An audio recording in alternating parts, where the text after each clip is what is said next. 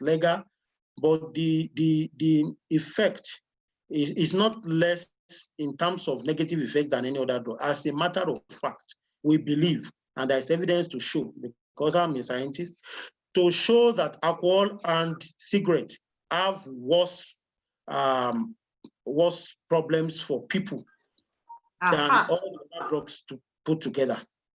Because look at what you are seeing here, both psychological, both medical. In fact, the truth is alcohol and tobacco actually affect every system of the body, from the central nervous system. Tobacco is nicotine, is cigarette, and it could be chewed, it could be smoked. They have effect on the central nervous system, your concentration, your thinking. They have effects on your lungs. They have effects on your heart. They cause heart problems. They cause liver damage. There's somebody now that we just diagnosed with liver problem, and sincerely speaking, that liver problem is more or less cancer of the liver. I'm still thinking of how I'm going to break it to him when next he comes, and then I've already discussed it and referred to the gastroenterologist, and that one has told me that Dr. Okuno, that we need to do certain things together because this thing is getting higher and higher. Affects every part of the body, and it's not only psychologically. I've talked about mental health issues. I don't want to overflow the issue because my time is really small. There's also the issue of economic complications. Many people are not able to hold jobs together. There's job instability. They are not able to perform well at their jobs, and so they are sacked. They cannot get another job. They have history of fighting and quarreling with people in their job places. And sometimes even when they have even been treated and they are stable, there's that stigma, and people don't want to give them jobs. Of course, there will be financial distress. There's also the issue of shame, denial, and stigma. Stigma is another thing that we can talk about for the whole day. What are the effects on the family? Definitely, you see the picture here. The father drinking alcohol, the child is afraid of him, the mother is downcast there. That gives you a little picture. But what really happens is that there's instability within the family. Nobody knows what is going to happen next. Is daddy going to break somebody's head? There are a lot of families that they have been divorced. In fact, there are families in which, in fact, I managed a case about a few years ago. The lady has stayed with this man for so long. She has endured a lot of things. Unfortunately, they have gone to places for treatment. And at the point where they got to me, she was already fed up. Luckily, the guy did well. We even gave him some job. He was doing well, but the woman was already fed up from 8 years of marriage and all that. So she really will not continue anymore. The man is doing well, but that family broke. So there's mistrust, there's lying, there's stealing, there is conflicts, there's shame.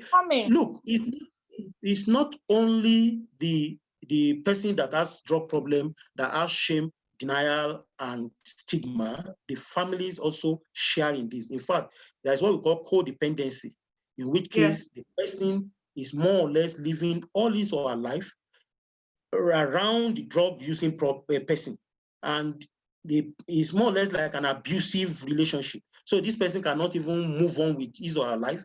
He cannot do anything without thinking of the person that is using drugs and all that. There are trainings in which we do that will help people to recognize this and break those patterns. It is beyond the scope of this presentation. And of course, children will neglect, we experience neglect and abuse, and they will go on, apart from the fact that there is the genetic and the genetic component in which they can inherit the gene that will make them to want to take drugs. There's also the social learning, because every child sees the parents as the first role models. So sometimes children take on the roles of adults and they're overwhelmed. So they lose their childhood. And of course, it will affect them for the rest of their life. There's emotional instability, behavioral problems. Now, there could also be effects on the society. There is usually harm to others.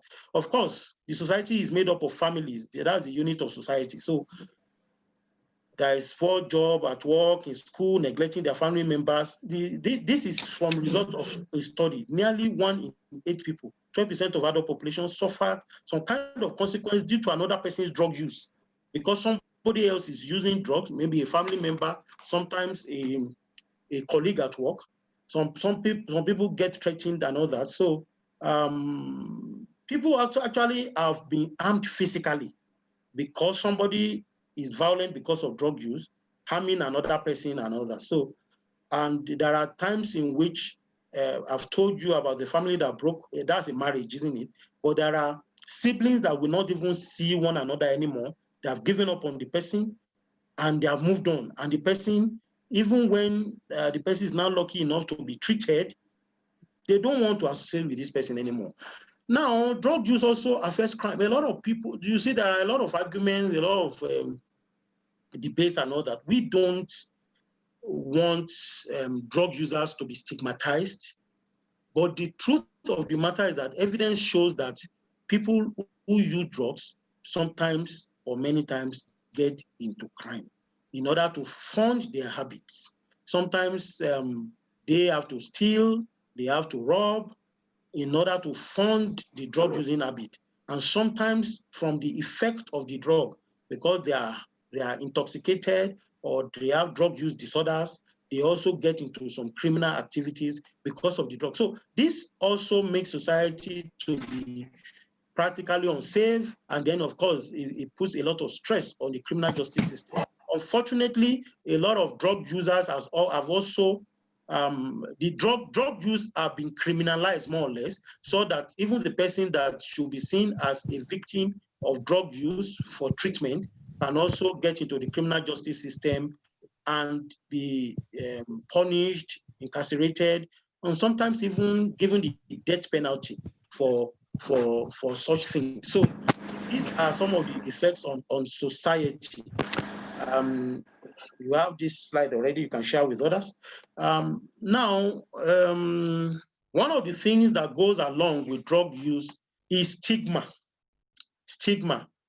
And when we talk about stigma, we are talking in terms of a stain marking out someone as unacceptable. Every time you talk about stigma, it is we against them. You are looking at somebody as not being good enough for one reason or the other, either by virtue of color, by virtue of race, by virtue of habits, like in this case, use of substances and all that. So it leads to prejudice and discrimination. Before the advent of coronavirus and everybody was talking about social distance, we as psychiatrists have always been talking about stigma, discrimination, and social distance. And social distance, of course, talks about the distance you want to give to somebody in the social environment. You don't want to come close to people. And of course, it also talks about you don't want to associate with them and all that. So stigma is one of the things. And one of the ways in which we stigmatize people, you know, somebody came to my treatment center recently, and by the time I was discharging her, one of the things she said was that, "Doctor, I thank you very much for changing my orientation about a rehabilitation center." I said, "What do you mean?" Say, "I thought a rehabilitation center is a place where people will be changed, people will be treated as junkies and all those kind of things." So these are some of the you label people, you judge them, you know, there's one of the things we do in our training where we ask people a series of questions about drug users, and you will see that their responses show that they are really, really against drug users. But when we turn it around, if it were to be your son, the thing changes. So it shows us that there is stigma and discrimination. I'm almost through. So how do we reduce stigma? Better knowledge for better care. Most people stigmatize people because they don't have enough knowledge about drug use and drug users. So if you want to if you want to reduce stigma, the effects of stigma are there. I've given Tega the slide, she can share with you. Although I told her that, of course, in this case, it's an intellectual property which we hardly just share. How do you reduce stigma? Better knowledge for better care. If we have improved knowledge and understanding among the general populace about drug use, drug users, dependency recovery, and all that, people are going to have better tolerance for people. And number two is that when you improve training for care professionals, the way you handle people also makes them makes stigma reduce, because even when the drug user himself feels comfortable, the attitude to society also will change, of society will also change. Then we need changes in our laws and policies. Yesterday, I led a group of NGOs to our State House of Assembly here, the Health Committee, because we are looking at a way in which we can have a mental health and substance use bill that will reduce the issue of criminality and all those kind of things. Then we should normalize treatment. If I ask you, where do people receive treatment for drug care? All of you will say before you can name three. So it should become natural, normal, like any other place. Like one we were telling them yesterday, primary care, secondary care, tertiary care. Then we should increase community contact and interaction with recovering drug users. There are a lot of astounding people who are doing great things, captains of industries, even pastors who have been former drug users.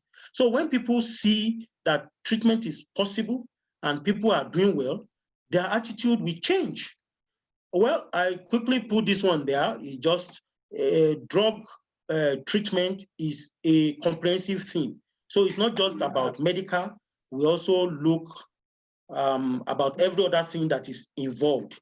You see vocational services, there are mental health services, medical services, educational services, HIV, legal, family, and all that. In the center is the synopsis of what we do in rehabilitation. So you see that management of drug issues involve everybody, including lawyers. Everybody in society is involved.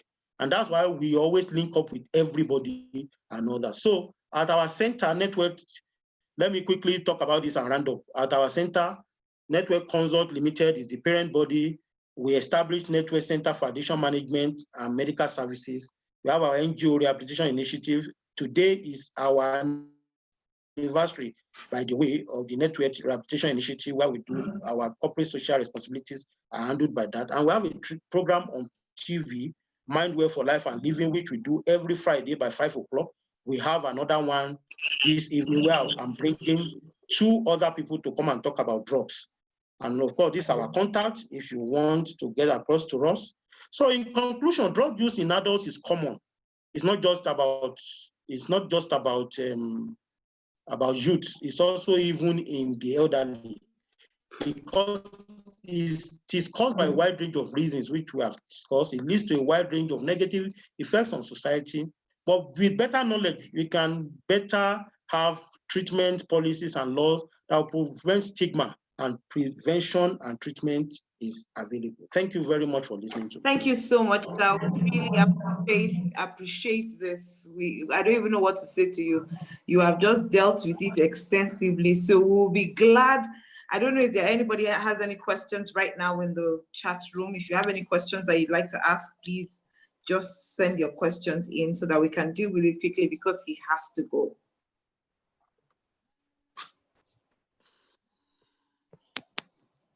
Okay, in the absence of any, thank you very much, sir. We really appreciate this. Thank you for coming on. God will honor you. I will be reaching you again. Thank you very much, Tega. Thank you, sir. We'll link up more and more. Bele. Thank you, sir. Thank you, because I'm grateful that you even answered me, because at first you were saying you are very busy for even answering us at all, Father. We're grateful to God. Thank you so much, sir. Tega, sure I will. All right, thank you. Okay, thank you, sir. Okay, as we have him leave, we'd like to welcome everybody else here that has been here. Thank you very much for coming. More people are coming in. We have said that if you can't get back in, you can just live stream on YouTube. We have a YouTube channel, so you could just live stream. So we have Reverend Christy Bature. We will unmute her and also unmute the NDLA official Mr. Joseph. We'll mute both of them now because it's now become interactive. We have to ask the questions as we are going. Thank you very much, sir, for coming on. We are grateful to have you. Can you hear me, sir?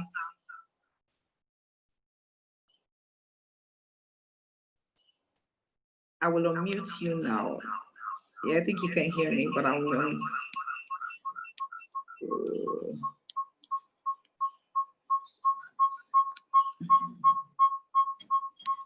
Can you hear me now? Yes, I can. I can hear you, sir. Thank you very much. I was just saying thank you. My pleasure to be with you. Okay, thank you, sir. He is the legal. Let me introduce him properly so that I don't get this wrong. Okay, sir. Anyway, let me introduce Reverend Christy before I introduce him. Reverend Christy, everybody knows what Reverend Christy does in Port Harcourt. She's doing amazing. You know, first of all, from her family, she had a lot of people that were addicted and some of them even died. And then, so she wasn't even in this field in the first place. She just decided that from all of these things, let me understand how this thing is even killing people. And that's how she doing amazing in Port Harcourt. We just want to say thank you, ma. Thank you for coming on, ma. We will benefit from your wealth of experience and expertise today. And then also, again, Mr. Joseph Mbona is the Director of Prosecution and Legal Services of the NDLEA.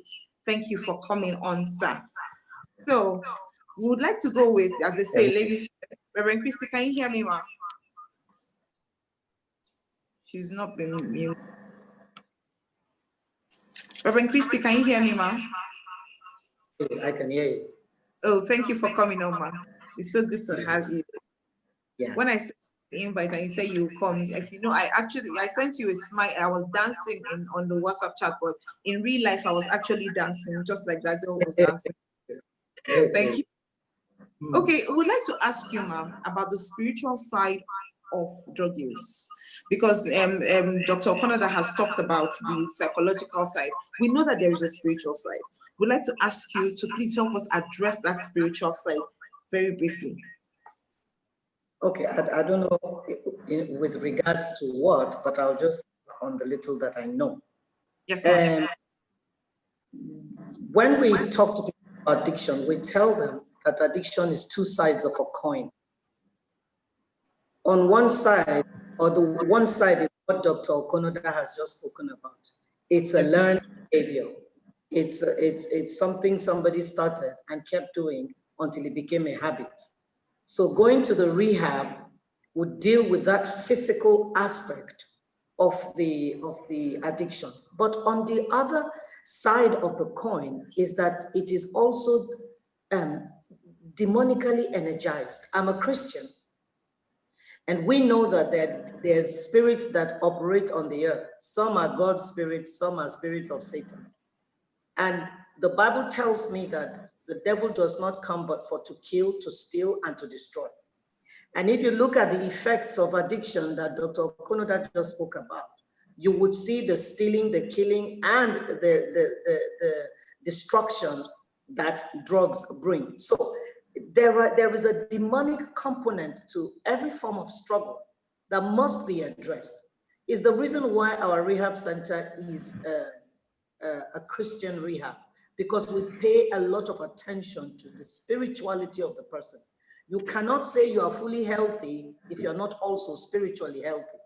Now, being a faith-based center does not mean that we say, oh, Muslims can't come, Hindus can't come. No.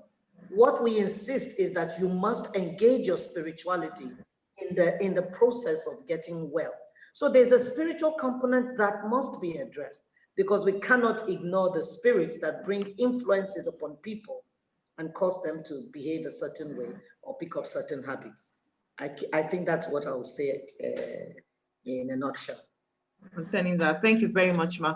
Because one time I was on one show, one Zoom meeting, and then the first thing they asked me was, is there a spiritual connotation to drug use? Some people were saying, of course not. How can you say that? It's a learned behavior. How can you say a thing like that? But I know that really there is a spiritual side, because I mean the spiritual actually governs the physical. Okay, thank you very much, Ma. We'll still ask you a few questions. Then I'd like to direct this question to you, sir, Mr. Mbona. There's something that I was listening on, and they were talking about Nigeria being a major hub for tramadol. Yes. 800 million pills were imported into Nigeria from India, sir. What is the government doing to matter? What is the government doing? Because yesterday I had someone call me concerning tramadol. She was actually literally losing her mind. If there are 800 million pills that are imported into Nigeria, isn't there a way to regulate this thing? Isn't there something we can do concerning this? Yes, thank you very much. And I want to say that what you are saying is really accurate. In fact, the seizure is really much more than you are talking about, because yes, it's much more than you are talking about, because we have been seizing tramadol for quite some time, and in fact, tramadol as well as the codeine-based preparations, that is cough syrup, they are some of the great challenges that we are facing at the NDLEA at the moment. And we have really been taking steps to try to curb this issue, because you need to know something about tramadol. Tramadol is actually a drug that has therapeutic use to cure some ailments. So that is why it is available. But the issue now is that the illicit use of tramadol is restricted to nothing more than 100 milligram. So anything above 100 milligram is definitely not for illicit use. It's likely to be abused. How many milligrams? And it is our, pardon? How many milligrams? 50, yes, between 50 and 100 milligram is the strength. Wow.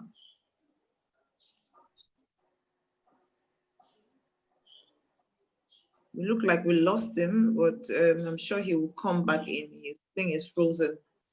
It's frozen. Okay, Tega, let me say one thing, please. Yes, please. About this spiritual aspect. Now, I want to give a caveat, because I have met a lot of families and parents who say, oh, my child is under spiritual attack. This thing is spiritual. And they will take the person to a church or a mosque, lock the person approved by the NAFDAC, issue of the illicit use. So as far done is to restrict. We can hear you, sir. He's muted. He's muted. Okay, I can unmute him. Sorry. We have been using tramadol of, we have been seizing tramadol of up to 250 milligram in the agency, and we have done a lot of prosecutions. And one of the issues that has been raised is whether we can actually prosecute for tramadol, because if you discover it's not in the schedule that is attached to our law, but we have been able to establish that we can really prosecute tramadol, and the Court of Appeal sitting in Kaduna has upheld that fact that we can actually prosecute tramadol, because tramadol is really a very major problem to Nigeria, especially when you look at the issue of insecurity. You discover that apart from the seizures that we have made at the ports, that is at the port of entry into Nigeria, most of the other seizures that we have made are areas that we are currently having security challenges, either in the northeast or sometimes in the northwest. So we have been seizing a lot of tramadol because that's where they use it. Okay, sir, can you hear me? I think his network is having issues again, Ma. Ma, you were saying, let's just continue. If he comes back on. It induces a lot of in their violent activity. Steps were the issue. Are you still hearing me? Yes. Are you hearing me? Yes, I can. Okay, so at the moment, I said that apart from the local measures that we have taken within the country, we have also been pointing out these issues to the international community, because in fact, on 2 or 3 occasions, we have made presentations, very strong presentations at the Commission on Narcotic Drugs, which a session just ended yesterday. And we have brought the international attention to the fact that tramadol is a major problem in especially Nigeria and Africa as a whole. And I think we need to look at it so that we can tackle it at the international arena. But I will also want to point out that the government of India has also come and it is assisting us to control the issue of the importation. So they give us information about any tramadol that is coming into the country ahead of time. So I think I will stop here for now, unless there are other questions relating to the tramadol issue.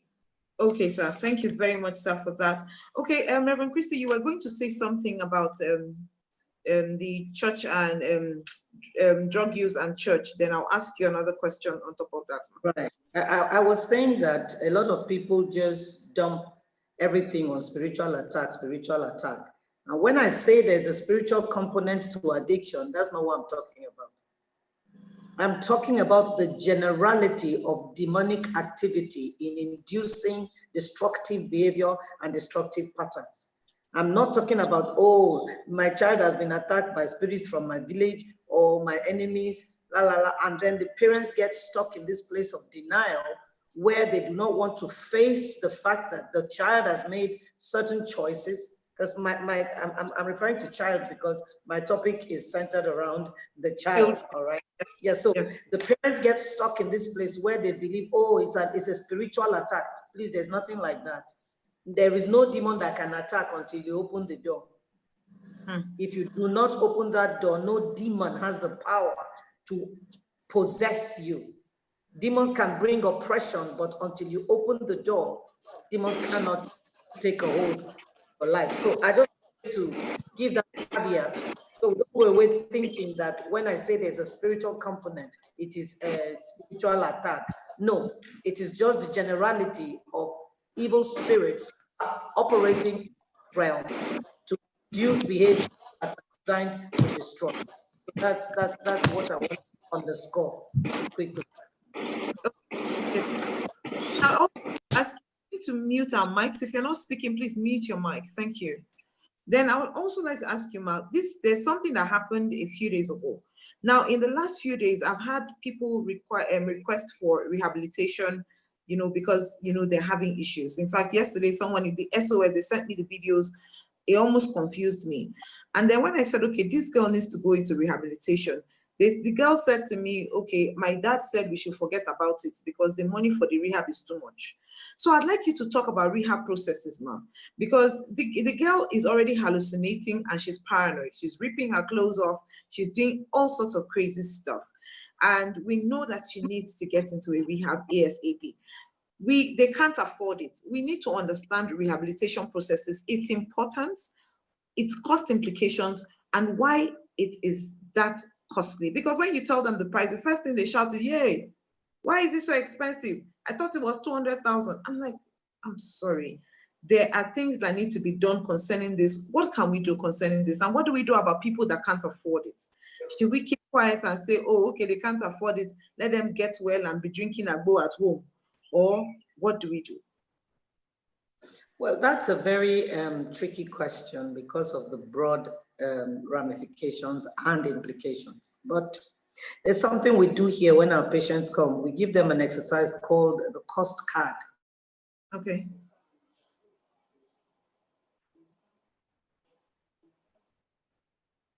Are you frozen, Ma?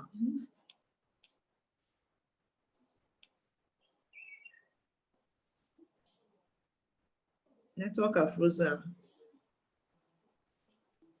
Okay, in the interim, while we're trying to understand Nigerian network and why they may need to go into rehabilitation themselves, I think I should just Cost card. And we last maybe 5-10 years, depending on how much they've actually.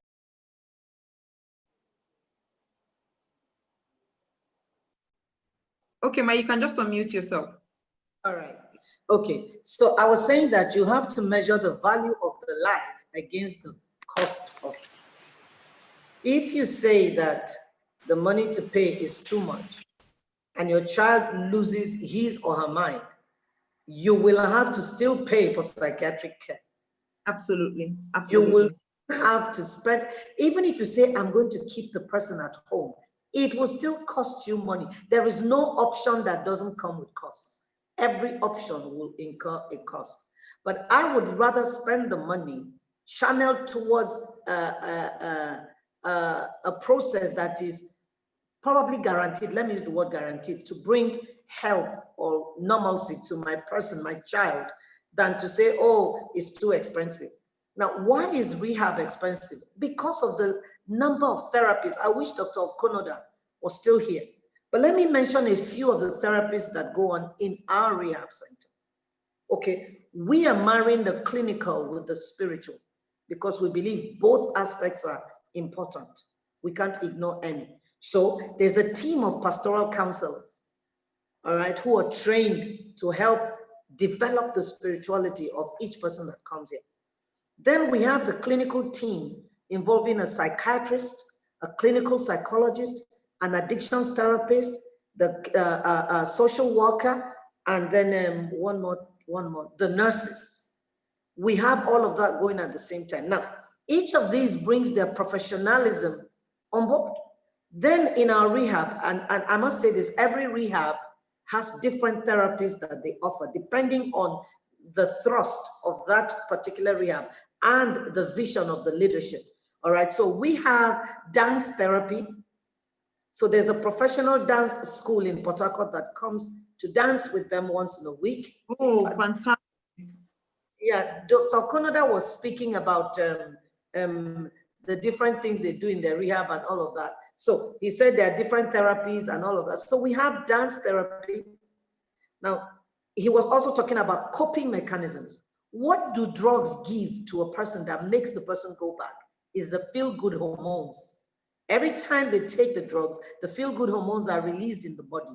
And that's why the brain keeps going back to those things. So what we try to do in rehab is to teach the person healthier coping mechanisms than the destructive ones. Now, dance also releases the feel-good hormones. So that's a healthy coping mechanism. We have exercise therapy. So we have gym coaches that come to exercise the patients.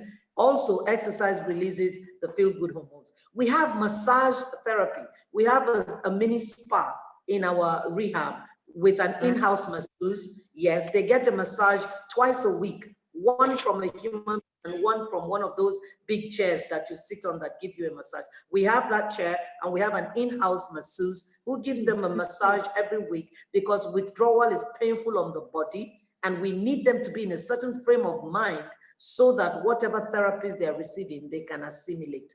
We also have group therapy, individual therapy, and all of these are going at the same time. So these are some of the reasons why therapy is, rehabilitation is expensive. However, we also have some charitable organizations who offer services for almost free. And what families should do is to explore, is to research. If I can't afford the ones that are ₦1,000,000 a week or ₦1,000,000 a month or ₦500,000 a month, where else can I find help? There are quite a few. There is one in Port Harcourt. I know that there are a few in Lagos. Okay, and you need to find out the different cadres or categories or rehabilitation centers that are available. Recently, I got a call from someone in Aba. I want to bring my son to your rehab. How much? When I told them, they said, oh, that's a lot. I said, okay, NDLEA has a rehab in Aba. I happen to know some of the staff, the personnel of NDLEA who run the rehab in Aba. And I know that they have exposed themselves to a lot of trainings that have improved their services.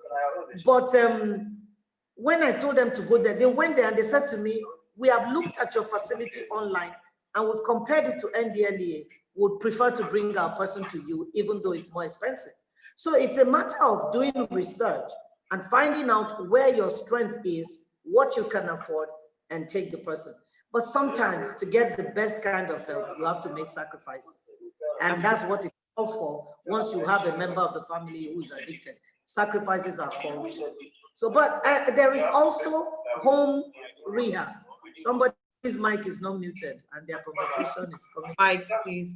Mute your mics. Okay, now, there is something called home rehab. There's a lady in Port Harcourt here who runs home rehab. What does she do? She has devised a method of having the person stay at home, and then she provides rehabilitative care at home with the agreement and understanding of the family. So the family supports them. Somebody, wow. Please unmute, please mute your mic. Please mute your mic as you come in, please. Thank you.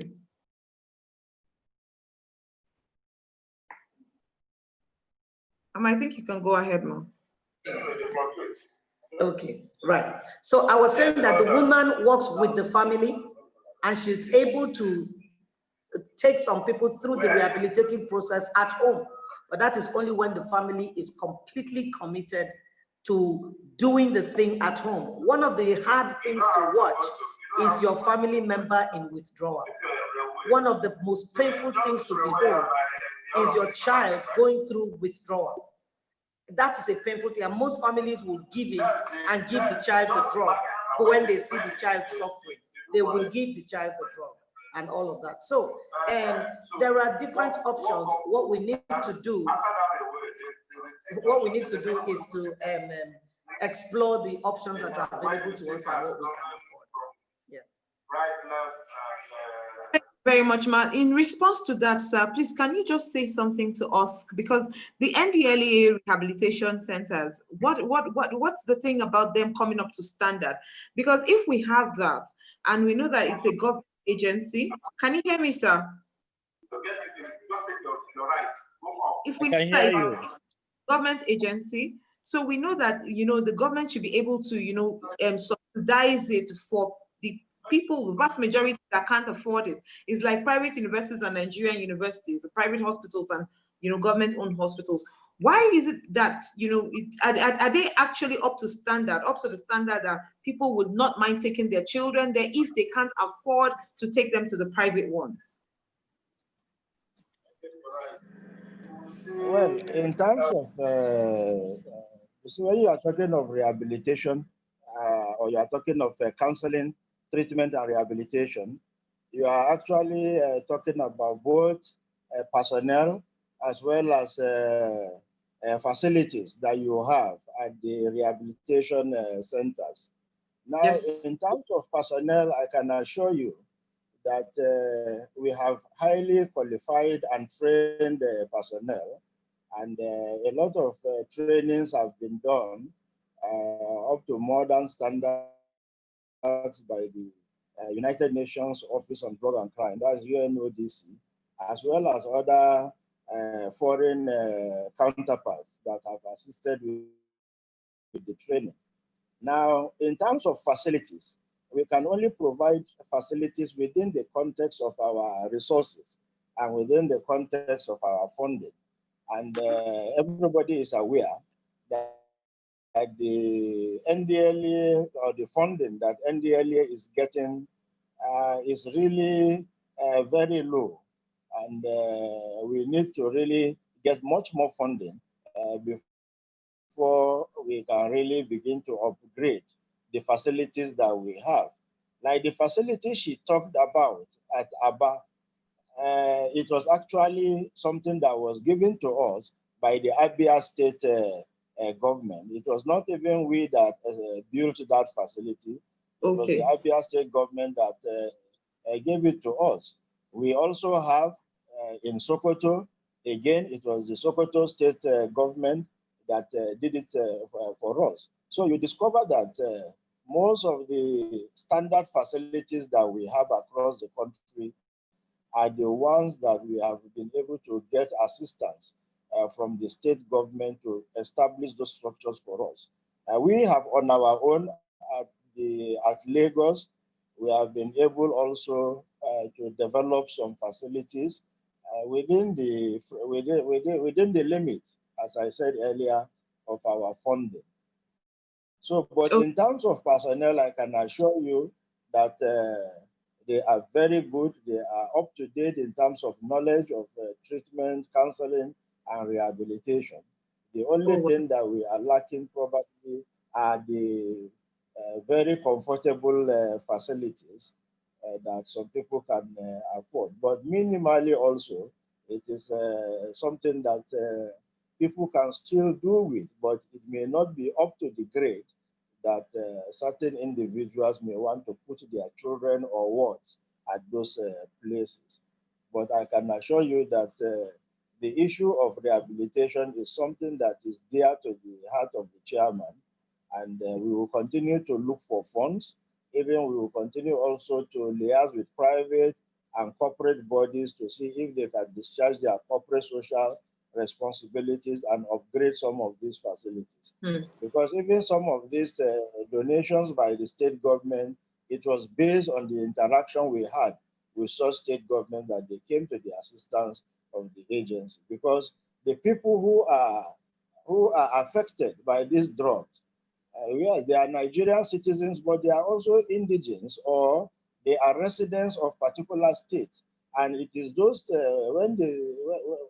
it is those states that at the end of the day bear the brunt of the activities. So that's why we have tried to impress on everybody that the issue of trying to control drugs in Nigeria is not an issue for the federal government alone. It is not an issue for NDLEA alone. The federal government, the state government, the local government, companies, and individuals must have to come together, unite, and really fight the issue, the menace of drugs. Absolutely, sir. Can I ask you one more question, sir? Now, we want to know what the security implications of illicit drug use in Nigeria, because many youths will tell you that I'm just getting high in my own angle. It's not, so I'm not disturbing anybody, I'm not worrying anybody. What are the security implications of drug use in Nigeria, in our society? What are the security implications? We'd like to know what that is.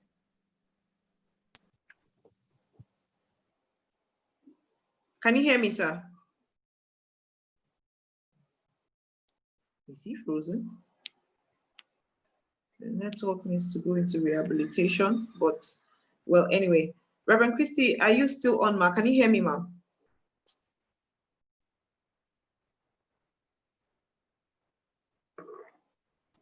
I can hear you. Okay, ma. I'd like, before he comes back on, I think he's frozen again. Ma, like just talk to us about adolescent use effects, the things to look out for, and the children you work with. Just talk to us about that, because we have a lot of mothers in this place, and just for them to be able to know how to look out, what to look out for in their children and what to do, just help us do justice to that particular thing. In doing that, I will share a personal story. My first son went to secondary school on scholarship from Mathematical Association of Nigeria because of his performance in the common entrance. So he was one of the highest scorers at that time, and he went to school on scholarship. By the time my son was in JS3, he was at the bottom of the class. If there were 26, he came 26th out of 26. I didn't understand what was going on. I couldn't for the life of me understand how this brilliant boy was at the bottom of the class. I started noticing funny behaviors. One time they were on holiday and we went to pick them from school, and my son was nowhere to be found. He was in JS3. Nobody knew where he had gone. The school authorities couldn't give me an account for where my son was. We looked for him throughout that short holiday. When school resumed, he was back in school. Till today, my son has not told me where he went. He came back to school, he didn't even come home. So by the time he was in SS3, we were so sure he wasn't going to pass his O-level exams. In fact, we had to move him to another school. And in that school, they locked him in a room for him to sit down and do his exams. I just kept noticing erratic behavior, things that were totally alien to his personality and the child I knew growing up. And I still didn't understand what was going on. Until finally, I think one day I found a bottle of some drink in his room, and I'm like, you are drinking. Now, the first thing that wanted to kill me is the fact that this is a reverend's son. Of God, raising a drinker. The next thing, my son was smoking. Before I knew it, my son had gone to weed. My son almost died from addiction to crack cocaine. He went all the way. He went through the gamut of drugs that were available. So one of the first things I tell parents is be very vigilant about any changes in behavior. Be very vigilant about switches in the personality of your child. Be careful to notice a child that used to be so respectful suddenly becoming insolent.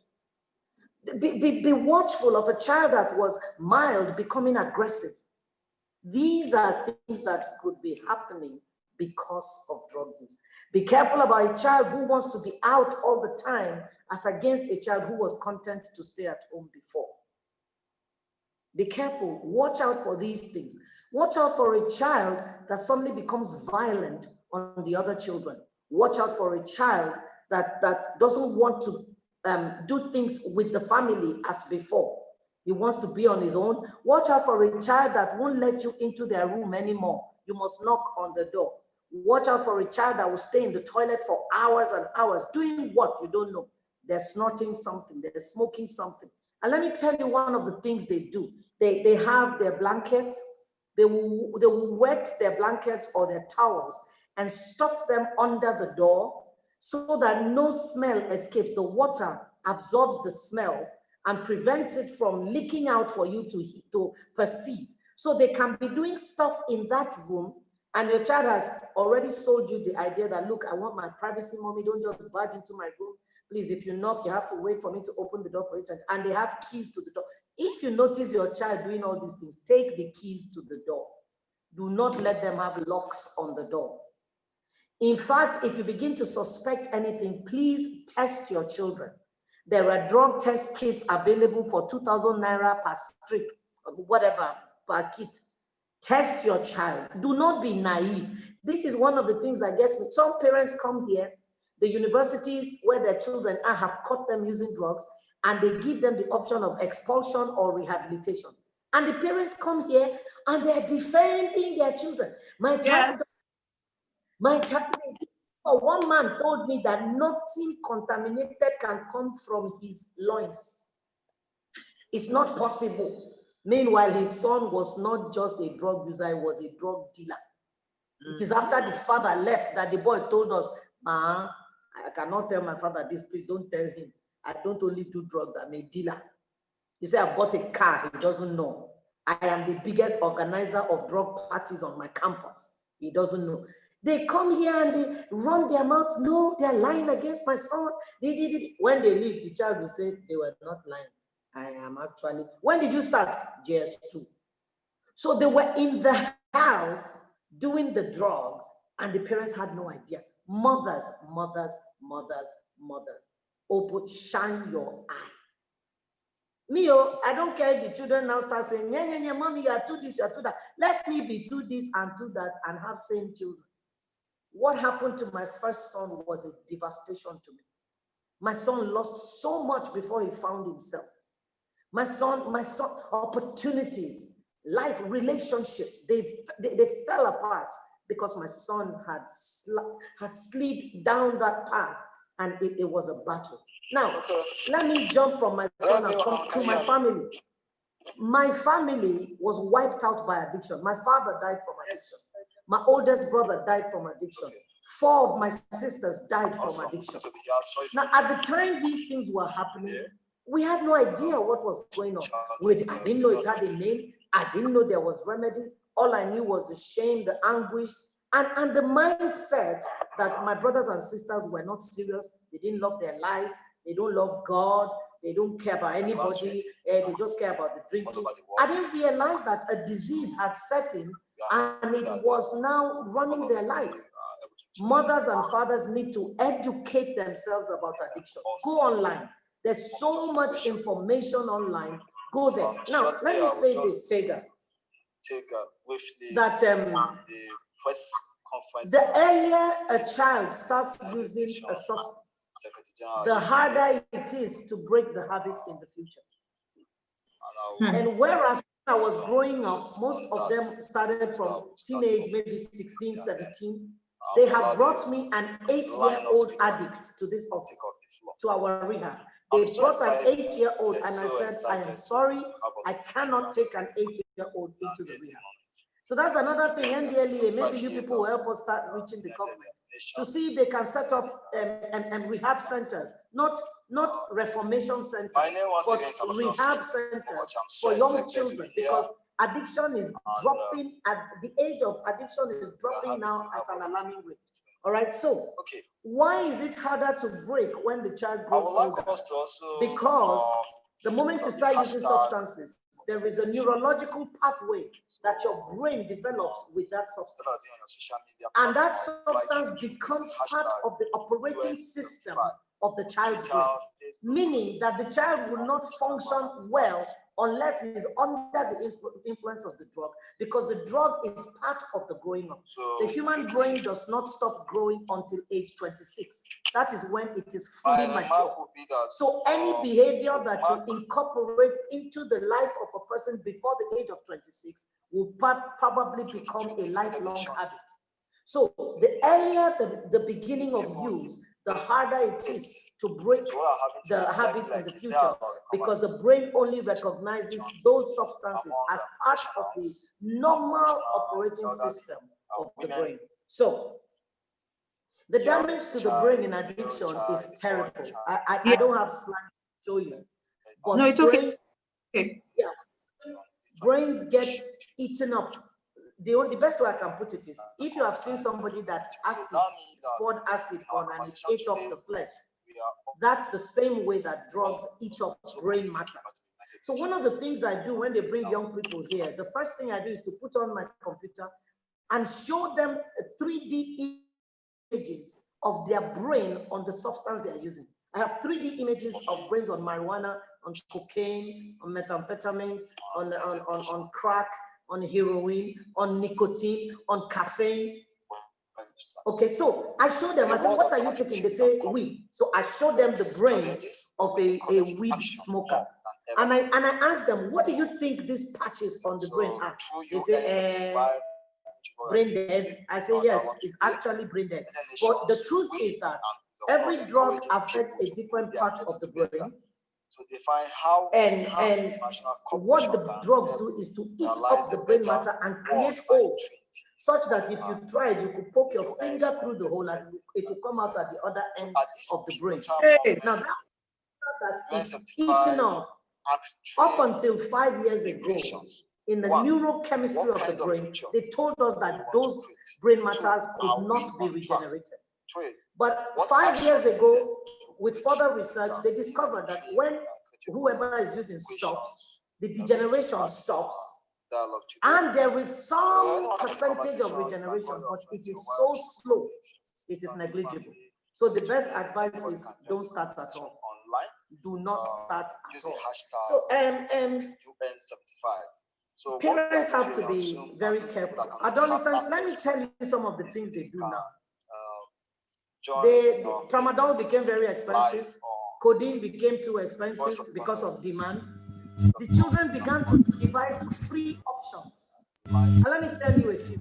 Moms, if you have been noticing that your Maggi is finishing faster than usual, your children are dropping Maggi inside La Casera and it is producing a chemical that induces a high higher than marijuana, higher than crack.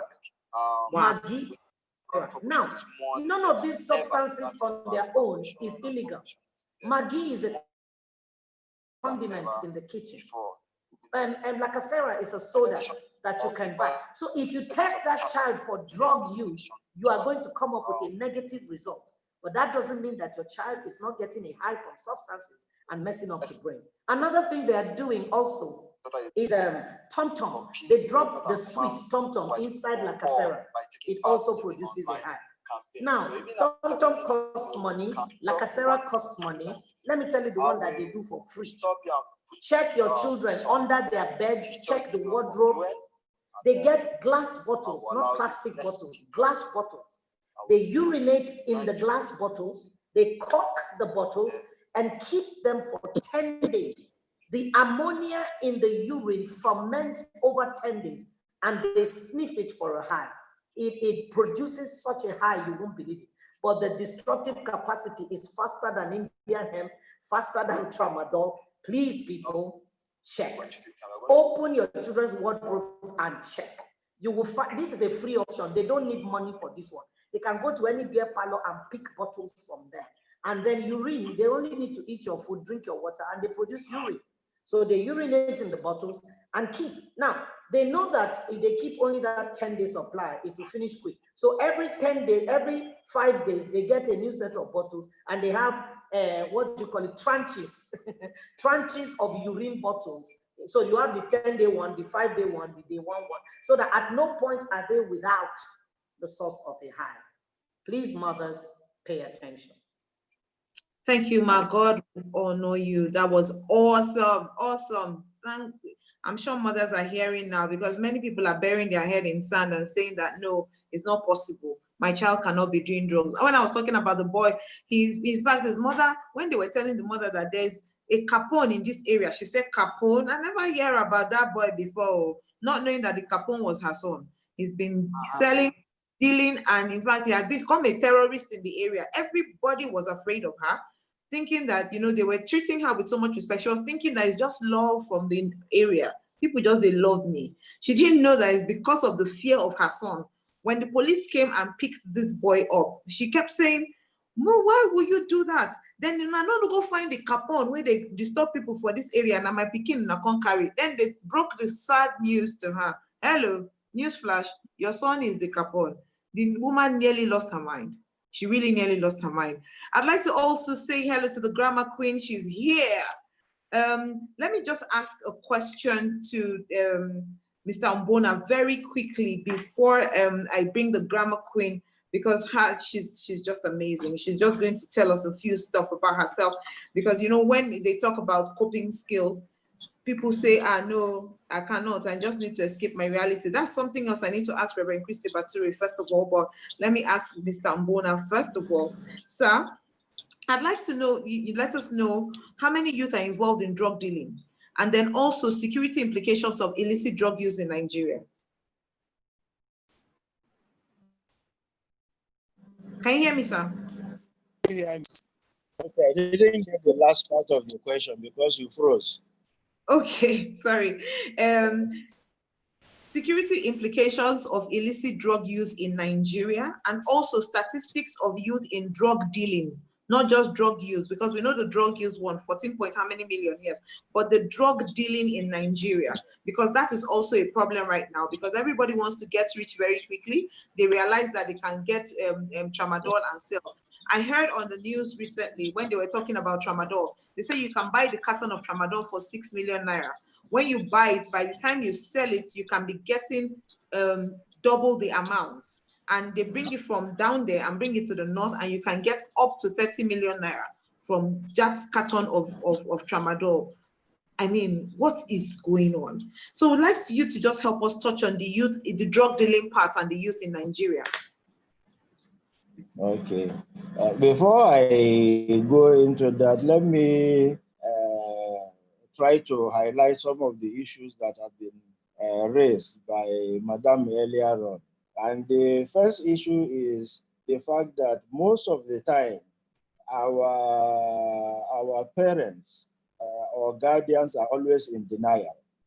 So they are always not ready to accept the fact that their wards or children are involved with drugs. And like every other challenge, the earlier you identify it and tackle it, the better it is for everyone. So it is always good to try to track and see whether there's any child using drug at the earliest stage so that that issue can be resolved. The second issue is the issue of age.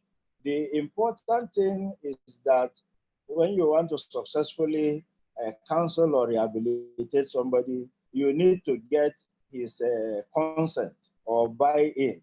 He has to appreciate the fact that he has a problem or he has a challenge which he needs to get over it, because the moment he does not appreciate that fact, no matter what you do, where maybe the issue of children comes in. And then we have in our office, there are officials who understand the issue of the child psychology, how to play on it and get the child to accept the fact that he needs to be counseled. And of course, when such a child is going to be counseled, he may not necessarily be mixed up with adults. Although there are sometimes that they do group therapy, but it may not necessarily be mixed with adults. And sometimes again, when they really probe that that person who is in use of drugs, sometimes when they probe those people, especially children, they discover that sometimes the fault may be from the parents. So you have to also call the parents in so that all of them can really be counseled, and then the problem that has led that child to drug use can be identified and tried to be resolved. So on the issue of the link between security, the link between security and drug, there is a very strong link, and the link there is multidimensional because it is something that has a variety of dimensions. In the first place, drug has always been identified as a conflict multiplier because most of the violent activities that are perpetrated most of the times are perpetrated under the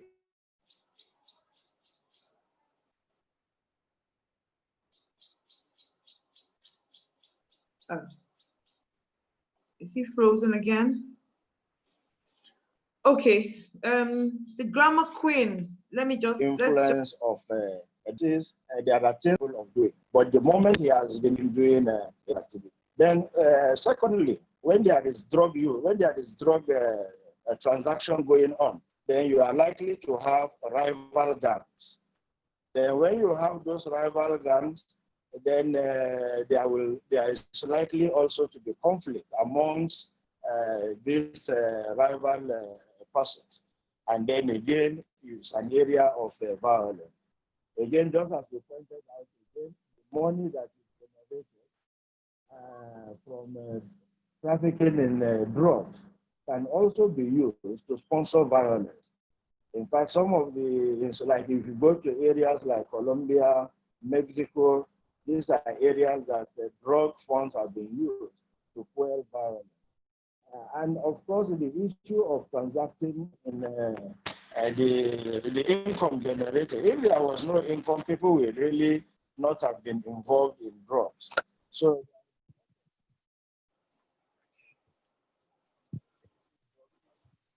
and some of these funds can be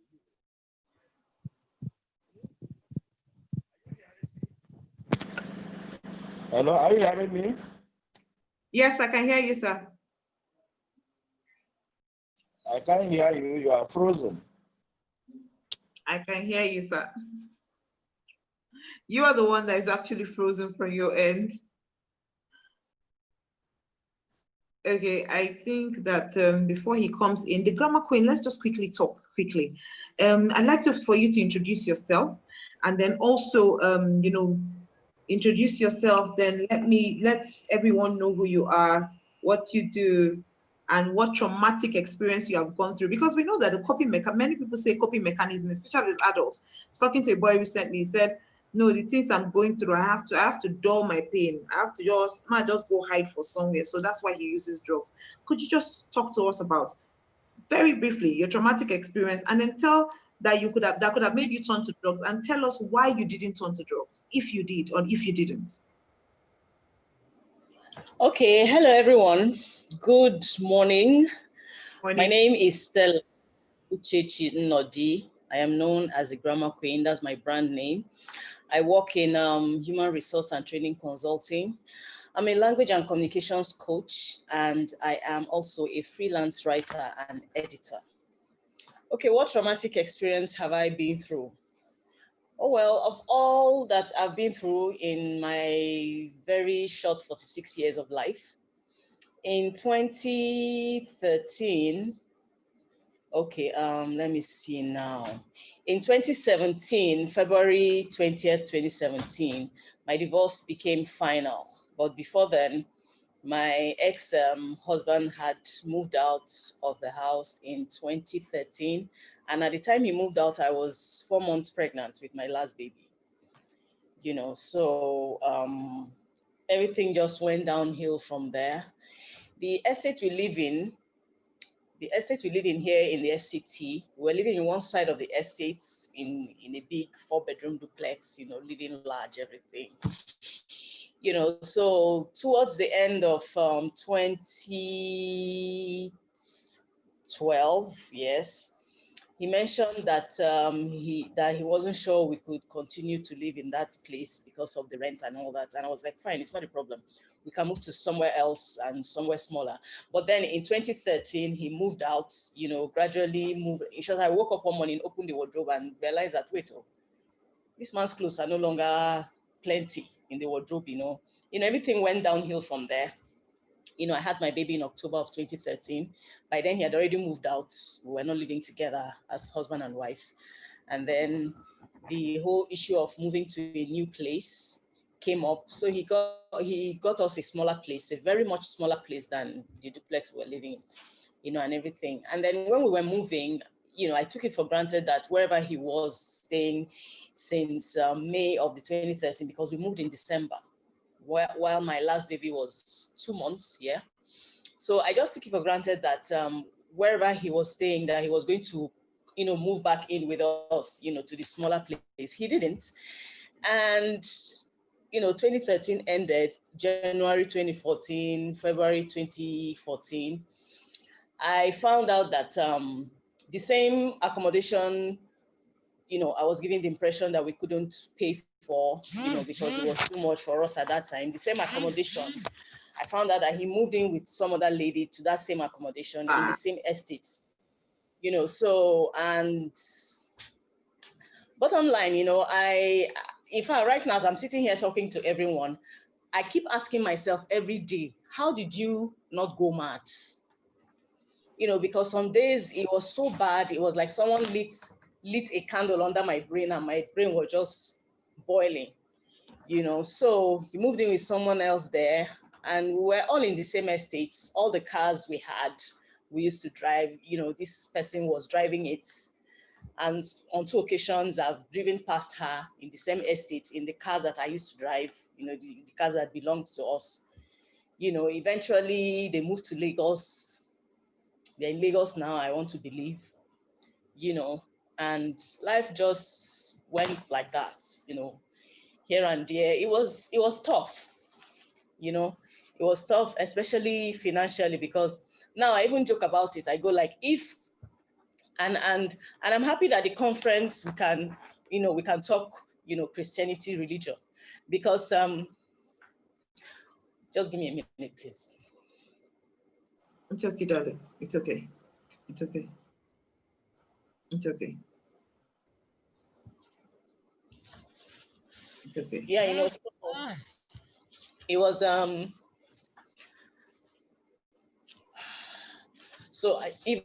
so right now I used to joke to my friends. I say, like, if the devil had attacked my marriage and just left my finances, it would have been better, because my marriage did not only pack up, I was broke. You know, I was so broke. I was so broke. In fact, I went from having so much money and so much resources to having absolutely nothing. Absolutely nothing. On some days, it was so bad. To feed my children, all I needed was like sometimes 3K, 4K, you know, just for us to eat for like 2 or 3 days. You know, and incidentally, if anybody asks me, like you have asked me now, how did I cope? How did I cope? I want to say that, you know, people tell me I'm a strong person, but like I was telling someone yesterday, I don't think there's the human spirit is very resilient. You know, the human spirit is very resilient. I don't think there's anything anybody will go through that the person will not pull through if one, you don't decide that, you know what, I will pull through this, and then with the help of the Holy Spirit, you know. And then we started something in my church at that period. You know, our pastor was saying, we're having a prayer, you know, we used to have marathon prayer time. You know, he said, even on your own, yes, we used to have prayer time in church and all.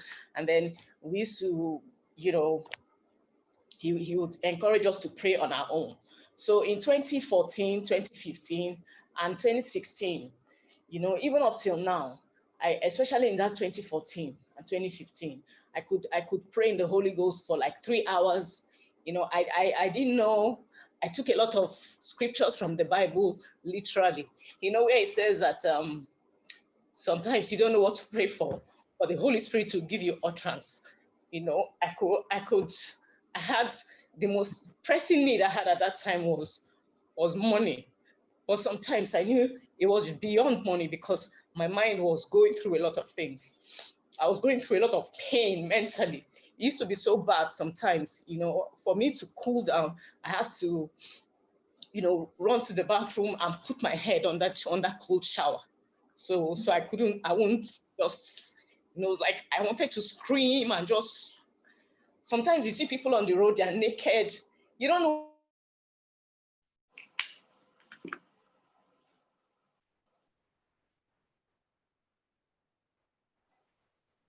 I think she's frozen. Okay, while she's trying to get herself back in, Reverend Christy, could you just help me speak a bit about resilience and, you know, coping mechanisms and resilience before she gets back and continues that part? Ma, you can unmute yourself. All right.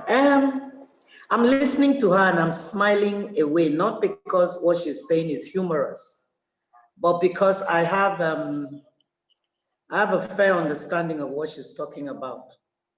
I mean, as I'm listening to her, it's like, did somebody go and snap my life and give her to live out? I labored with a man to build a house, carried headband on my head, and today there's another woman living in the house. And when she's saying, you wonder how you didn't go mad, I understand, my dear grammar queen. And you still have your grammar, girl. You still got your grammar. Don't lose it, okay? Now, resilience is the capacity to bounce back. Resilience is the capacity to overcome adversity. And the truth is, every woman was created with a resilient bone in her body. It's just that many of us women haven't discovered it. We think we're weak, but we're not.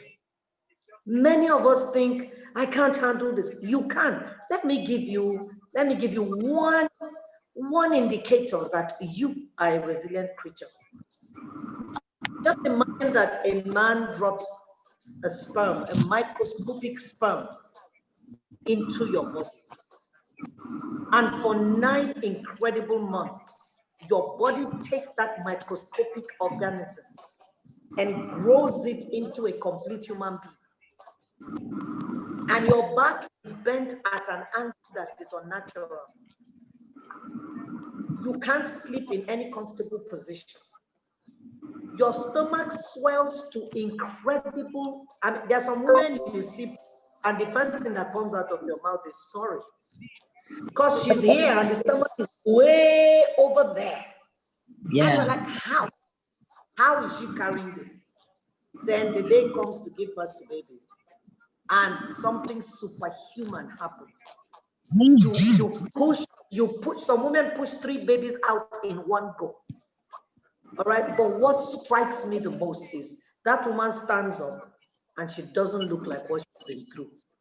The stomach goes back flat. You see some woman's belly, you won't believe they've carried 7 babies there. That is resilience. That you went through that traumatic experience and you still stand like nothing happened. It's resilience, and it's inside of you. It's inside of you.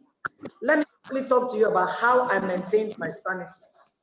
There are 4 things. The Bible talks about the 4 horsemen in the Bible, okay, in Revelation.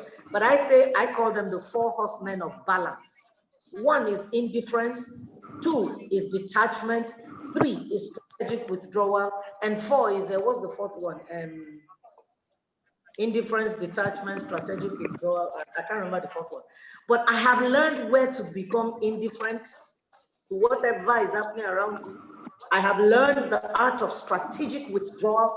There are some battles I don't engage. There are some fights I don't even allow myself to strategic withdrawal. There is detachment. I am able to separate myself from the other person and whatever drama, and there is disengagement. That's number 4. I've engaged the fight, and I discovered that it's a stupid fight. I disengage. It's not foolishness, it's not cowardice, it's not inability, it's not being enough, it is wisdom. I disengage when I discover that the fight is stupid or is not going to yield me positive results. I let it go. So those are the 4 things I have used to maintain sanity. Once again, detachment, disengagement, indifference, and strategic withdrawal. So those are coping mechanisms that anybody going through any emotional issues can use, especially because we know that, we know that coping mechanisms, one of the reasons why lack of positive coping mechanisms is one of the reasons why adults go into drug use. Many of them just want to escape their reality. So those are things that anybody can use. I hope somebody got that. I wasn't able to type it in the chat room, but I hope somebody got that. You can share with anybody that you need to share with. Ma, if you could just help repeat them again, so that if somebody didn't get it, they can. Okay, indifference is the ability to ignore when they are fooling around. Disengagement, when you have engaged the fight and you discover that it's a stupid fight, disengage. Detachment, the ability to separate yourself from the issue or from the person. And then strategic withdrawal. Just getting away from the atmosphere, the person, the situation. Those are the 4 horsemen of balance. Amazing, amazing. Yeah. Okay. Thank you, Ma. Ma, I hope we are not rushing off here. I need you to answer one thing on stigmatization, but let me go to Mr. Umbona very quickly. Sir, can you hear me? Sir, can you hear me, sir? I can't hear you. Well, can you hear me better now? I can't hear you people. Can you hear me now, sir?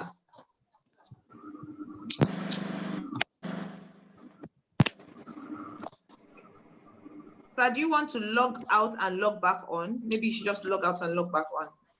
I'm not sure what that is. Okay, the grammar queen. Let me go to you very quickly since you can hear me. We will still talk largely about the whole thing if we have a bit of time, but I want to ask you, in all of these things, you said something about sometimes you just want to put your head under water, which means that, at that time, all you wanted to do was just get away from this issue that is going with. Did you know about the options of drug use? Did you go into drugs? No, I knew about the options of drug use, and I didn't go into drugs because, doctor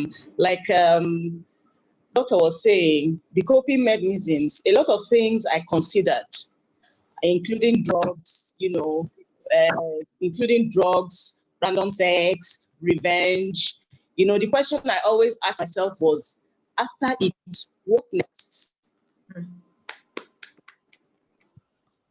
you understand? Especially the place of revenge.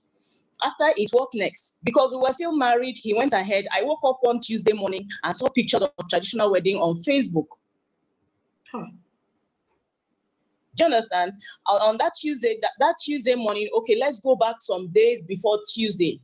Thursday evening, even while he had moved on, you know, moved into the house with a girl, everybody was getting involved in the whole thing, church, friends, family, let's settle. I even told him, see, Ba, I know say you don't go marry the girl traditionally, but that one no mean anything. Just if you want us to marry, just come back. Do you understand? We'll continue from where we stopped. The last time I had that discussion with him was on a Thursday evening. He told me, okay, he was traveling on Friday, that he'll be back on Monday, and that when he comes back the following, that's Monday, that we'll talk. So that was Thursday, Friday, Saturday, he went and married that girl. Do you understand? So Sunday passed, Monday, Tuesday, I woke up, someone told me, Stella, check Facebook, go to so and so person's page on Facebook. I went there and I saw the pictures on Facebook, you know, so a lot of people were so upset. People were even more upset about it than myself. Even up to now, people I go like, anything where God is sovereign, you know, he can do what he likes. He will bless them because he will also bless me. Let everybody just be going, no problem. Do you get? So a lot of people were like, for what? You would have called us. You would have, babe, this kind of thing, they keep quiet. If you call us, again, where we go like this and go just mad. And I asked them, so after that, what next? When they get mad, what next? Have you forgotten that I have children with this person? After that, what next? You go do then juju, then go. One of them was like mad waiting. We're not talking about mad, then go just die. I said, okay, after they die, what next? Do you understand? So part of the coping mechanism for me was, you know, like you were asking, there was the option of drugs. I knew that I couldn't do drugs because I have a close family member who has drug issues, who has drinking issues. It has reduced, but he's still struggling with it. So I'm like, so are you saying that I now want to be like this my family member, so that it will not be two of us in one small family? You know, it was not an option. The option of just, you know, trying to validate myself, because when this kind of thing happens, when you face absolute crushing rejection like this, it can make a mess of your self-esteem. In fact, it's not even can, it will mess up your self-esteem. So if you're not aware that, look, this is an issue and it needs to be solved, you give into all kinds of things, including drugs, sex, you know, revenge, anger, anything. Yes, I was angry for a while, but I got to a point when I started that marathon prayer thing. I used to pray and tell the Holy Spirit that, see, I don't like this pain. I want it to stop. I don't like this pain. I don't like it. I don't like the pain. I hate this pain. I want it to stop. Please just help me. You know, I'll say that and I'll pray in tongues for like 3 hours without a prayer point. You know, so drugs did not come in. All those coping mechanisms, yes, I literally leaned on the Holy Spirit. That's all I can say, because I cannot think of anything that I did by my own power. Yes, I decided that I didn't like the pain. I decided that I wanted to go beyond, because it was even affecting my children, my relationship with my kids. And I didn't, my daughter was struggling. She was in SS1 then, my big daughter. My daughter was struggling. And by the way, you know, this marriage was my second marriage. You know, this marriage was my second marriage. And people look at me. Yesterday, I was in a conversation with 4 ladies, and I was telling them that, see, no matter what I've gone through in this life, I will not give up on life. I will not give up on hope. I will not give up on love. People look at me and say, like, so if you see husband and I go marry, I don't marry. See, I have married in the spirit realm. You may make it come for natural. Do you understand? So I'm not going to give up. So that was my mentality. My mentality was, because I knew my life before this thing happened. I was not living a perfect life, but my life was good. My life was good. And I said, Father, I want to go back to how it was before all these things happened. just help me. I could just do help me for like 15 minutes, and then I'm just, praying in the Holy Ghost. So it's yes, there's a place of the divine supreme being helping you, but you also have to tell yourself that yes, I need to walk with this supreme divine people and all kinds of things, because they have looked at it and they are going like, no hope. That's the way I see it, actually. That's the way I see it. And then another thing too, to heal in some of these things that can make us go into drugs or any kind of thing is it takes two to tango. And in some very sober moments, I analyzed my relationship and the time we were married, and I told myself, babe, this is where you went wrong. I turned blame to myself. And I even did him an email. I said, those times when I did this to you, I did this to you, I did this to you, I did this to you, I am sorry. Even after he had moved on with someone else, I'm like, I am sorry. Those times I did all those things. I remember certain things you used to talk about. I said, oh boy, see, I'm sorry, I beg, no vex. I know so you don't move on, but I just needed to know that I am sorry for those things that I did. That is another way also to help yourself to heal, because you cannot be in a relationship, whether it's a love affair or business or anything. If something goes wrong, it takes more than one or two people to make it go wrong. So you need to know where you erred, forgive yourself first, and then seek forgiveness of the other person. If he or she does not forgive you, fine, but you've forgiven yourself and you've made peace. You've made peace with God. That was basic, actually. Amazing. Thank you so much. We'll still get back to you, but since I'd like to just ask Reverend Christy, I'm going to hug you. After this, I'm going to hug you, give you a tight bear hug and squeeze the breath out of you. Not COVID style, just normal breath. Okay. Anyway, Reverend Christy, I'd like to ask you a question, because I know you have to go off now. Then afterwards, I will go back and sit with Dr. Mbona, the NDMA, and questions. I want to ask you, Ma, how do we deal with stigmatization? Stigmatization? Yes, ma'am. Dr. Okonoda touched a little bit on that. Education. Part of the services we offer here when they bring people is what we call family therapy. While the children are here, while the patients are here, during the course of therapy, we get to hear some of the reasons why they struggle. And some of it is coming from home. And sometimes the stigmatization starts from home because family does not understand the dynamics of addiction. Family does not understand or accept that addiction is an illness. Yes, the person made the choice to start down that path, but somewhere along the line, the person became hijacked and it's now an illness. You don't go and beat up a diabetic patient for going into a diabetic coma or shock. That's right. You don't beat a hypertensive patient for their blood pressure going up. What do you mean? Why are you worrying? Pow. What is worrying you? Pow. You don't do that. You don't go and fight with an HIV patient and say to the patient, oh, why is your immune system not working? In the same way, we cannot keep beating the addict and saying, you're just stupid, you're just weak, you're just this, you're just that. Something has happened. The pathways of the brain have already been altered, and it takes a process to start healing them and restoring them. So we discover that we have to educate the family members. This is this person. This is what is going on with the person. This is how to re-engage in relationship with this person. That's one of the things we have to do. So education is critical. 2, I know that NDLEA is here and they have a job to do, but criminalizing drug use is not the solution. Am I saying if people take... I was going to ask him that question. I'm glad you're saying it now. So after you hear about that. Okay. I'm not saying when people are under the influence of drugs and commit offenses that they must not be held responsible or accountable for those offenses.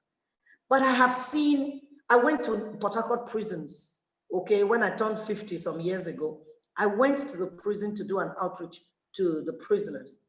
And I found young boys in prison who were there because police caught them with 1 wrap of weed, 150 naira wrap. They are in prison. And I'm like, oh my God. When we were doing a research for United Nations and federal government of Nigeria, we had to go to the drug bunks to conduct surveys. Police came there on raids. They came to raid. And of course, the kingpins are way inside there. They have their guns. You can't come in there. So they pick up the little boys on the street who have come to pimp 50 naira weed. And they take them to prison. That's not going to help that child. That's going to stop a life from productively contributing to society. So education is important. 2, the drug users themselves need to be taught how to get back their self-worth and self-value. Because once you start using drugs, your whole life is reduced to that. Everything else good about you is ignored. Everything else good about you is no longer visible. Nobody wants to know. So the person himself begins to believe there's nothing good about me. There's nothing left of me. Oh, whatever I was before is no longer of any consequence. So the person, his or herself, needs to start being taught how to regain self-value, how to find value. And the truth is, I like what Stella was saying earlier, it's only in God that we can define ourselves. We cannot find value outside of God. He's our maker, and the giftings we came with, he put them there. If anything swallowed them, we can only just go back to him and ask him, teach us how to uncover them again. They've been covered up. Show us how to uncover them again. So people like you, Tega, who have been through this road, who have walked this path, who have worn these shoes, more than advocacy, is also reaching out to people who are struggling with addiction. One of the things we try to do with our patients here is to tell them, you are more than this. Yeah. You are more than a drug addict. You are more than a junkie. You are more than a dropout. You are more than whatever it is that has been, that you have been named. So go back and start finding that more. We try to do some vocational stuff here. Some of them came and they say, oh, ma, I want to learn how to play an instrument. I play the saxophone, I play the drums, I play the guitar, I play the keyboard. So I bring, some of them say I'm a songwriter. So I bring the keyboard, I say, okay, let's try and write a song. Some of them say, I like to do stuff with my hands. One said, ma, I want to learn how to bake. I've reached out to a baker. If she can come as a volunteer to teach them the basics of baking. You understand? So it's education, education, education, education. It's affirmation, affirmation, affirmation, affirmation. It's encouragement, encouragement, encouragement. The government needs to be educated. Churches need to be educated. People need, offices need to be educated. One of the most blessed things I've experienced is of one senior lawyer who owns a firm in Port Harcourt. She's a senior advocate of Nigeria, and she's in this town. She has brought 3 of her staff here to the rehab. She said they are good staff. They are hardworking people, but they are addicted. But I know that there's more to them. Can you help them? And she paid their bills here in this rehab. Yeah. I am so impressed by that woman, so blessed by that woman. A lawyer who should prosecute them for being under the influence. She brought them to rehab, paid their bills, and they're back there working. I mean, I wish more employers would take on that mindset, that attitude. I wish more churches would take on that. And churches too have sent me people here.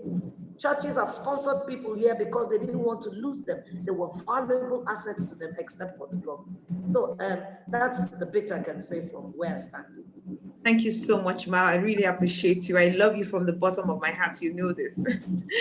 Okay, Mr. Mbona, it's good to have you back again. Reverend Christy said something. Can you hear me, sir? I think he's gone off again. True, this network needs rehabilitation. Nobody can convince me. Sir, can you hear me? Okay, fantastic. Okay, sir, let's quickly talk about, you know, there's something that I saw, what Reverend Christy just talked about. She talked about something. Can you hear me?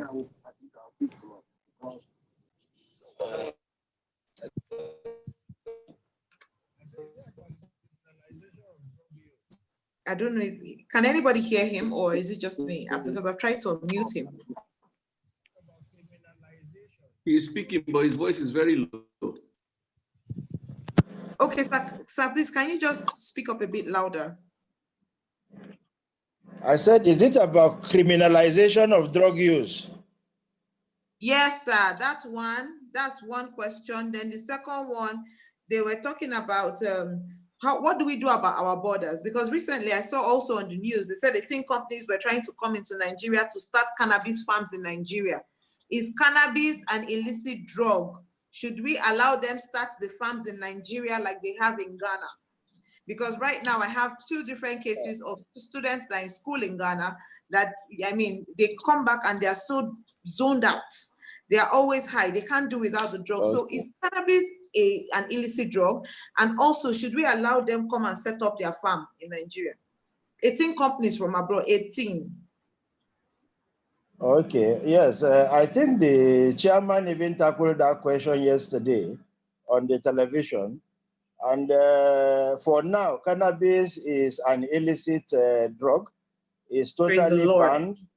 And there is no way anybody can be allowed to come and cultivate cannabis here in Nigeria. So that is a straight answer to that question. Thank you. On the issue of criminalization of drug use, yes, it's in our statute book. That is in the NDLEA Act. But in law enforcement, we do law enforcement with a human face in the agency. So we do not prosecute people who are using drugs because we see them more as victims of illicit trafficking in narcotic drugs. So we do not prosecute them.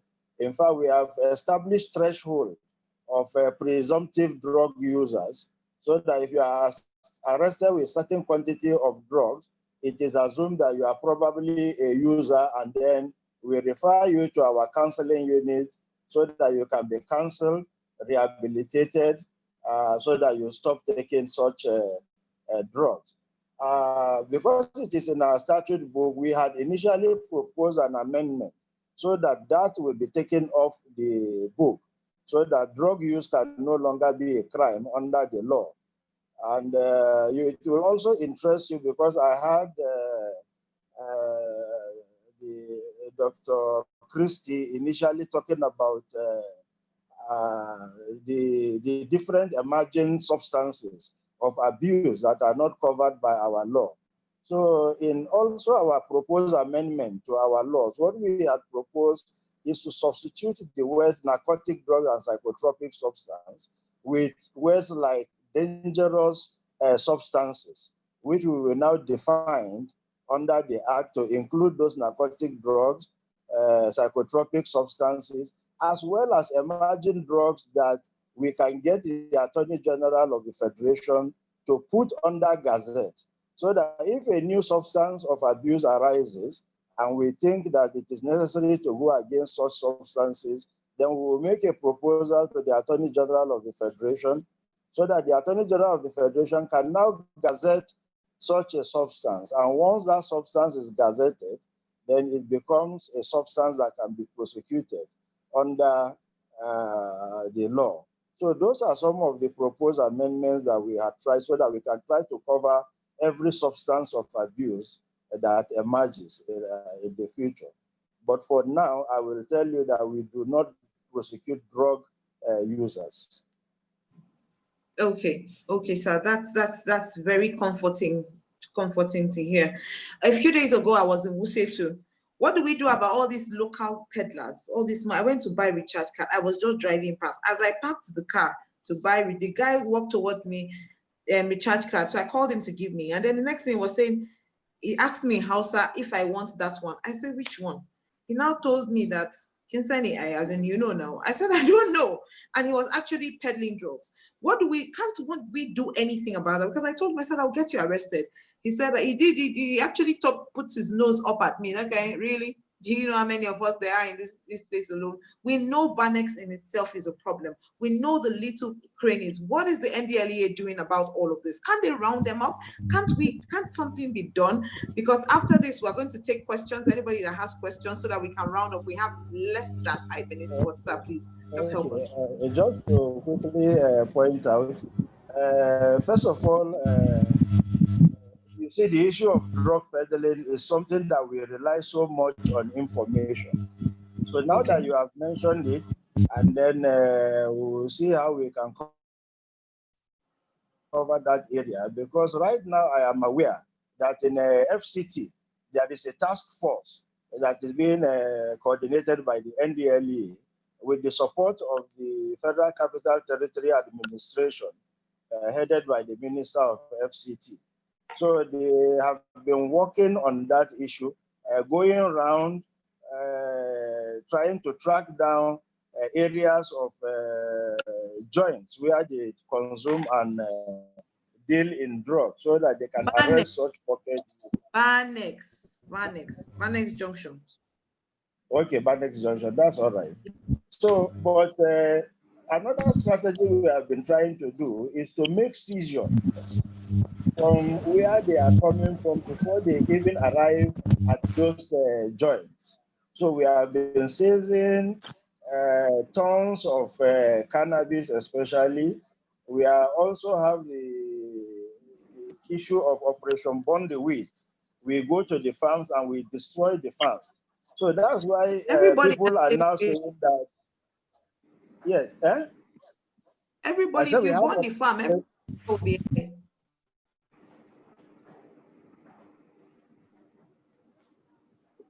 So go on, sorry, go on, sir. No, we call it first some corner so that we can process the wheat, we burn it off on the farm. Because if you see where these farms are located, they are deep into the forest. Before you even get there, it is a problem. You know, sometimes we have to liaise with a lot of people that go into the bush so that the location of this farm. So we try to destroy them. And that is why you are seeing that the cost of cannabis is rising because of the activities of the agency. But again, we have manpower challenges. We are just about 4,000, we are less than 5,000 persons in NDLE. And then we have talked about the issue of the borders. I can tell you that about 14 states have borders with different countries in Nigeria. Two of those states also have border with either Cameroon and Niger, or Niger and Benin Republic. Like Kebbi has border with Niger and Benin, while Borno State has border with Cameroon and Niger also. So it's a very difficult task that we are facing at the agency, and we have limited manpower to tackle all these issues. But we are still trying our best and getting some of these jobs done. Okay, sir. Somebody asked a question. What will you say about those law enforcement agencies that back up these drug peddlers? Well, we have those agents. Just like there was a program also yesterday, and it was mentioned that we have even had cause to arrest some military men. We have had cause to arrest some policemen, and they have been dealt with by their respective bodies. You know, so those are challenges we are facing, and it is really an unfortunate situation. But as they say, in every organization, there are always some bad eggs that you have in those organizations. We are discussing leadership of those agencies, and we have a lot of support coming from fellow security agencies. Amazing. Thank you very much, sir. Thank you very much. I really appreciate how you answered us. We know that we have a body in Nigeria who is regulating all of these things, and we really appreciate this. Reverend Christy Bature, I'd like to ask one question.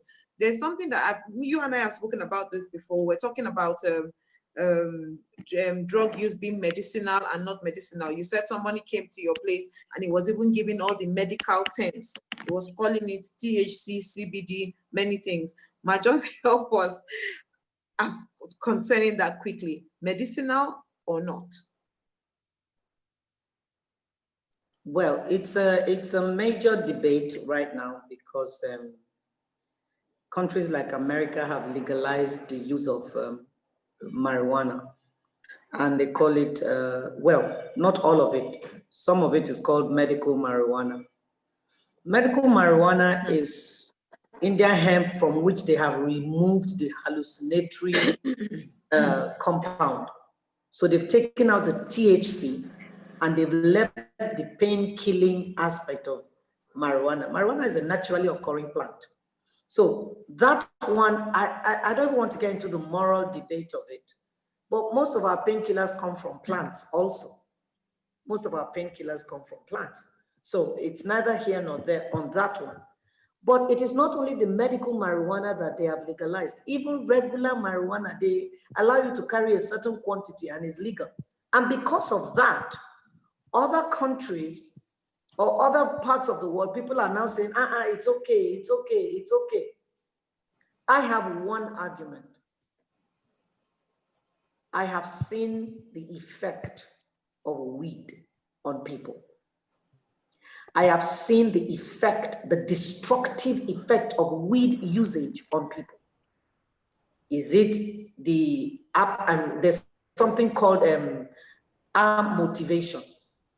There's something called motivation. Now, this is not demotivation. Demotivation is to be motivated, then after a while, the motivation drops.